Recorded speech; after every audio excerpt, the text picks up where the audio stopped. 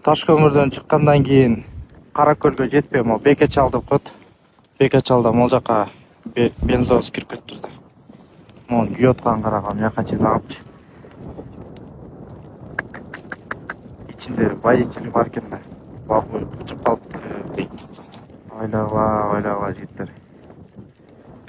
Водитель ошо ичинде кетиптир эми бияка азыр. Могу жерден пожарный деле чалышыптыр бирок. Баягы биякта интернет сеть чыкпайт анчачы. Ошого кечке окшойт. Бекеч алдып коет. Бул жак кызыл бейт. Жарылып атат булчулар анча-мунча эмелери. Тет поворотко чейин. Бул жакта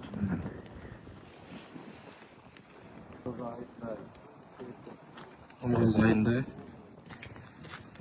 Бул жакта ичинде да 2 киши болгон экен. Бирөө чыгып кетти деп бул жактагылар айтып жатты. Бирөөсү чыга албай калып кетти да.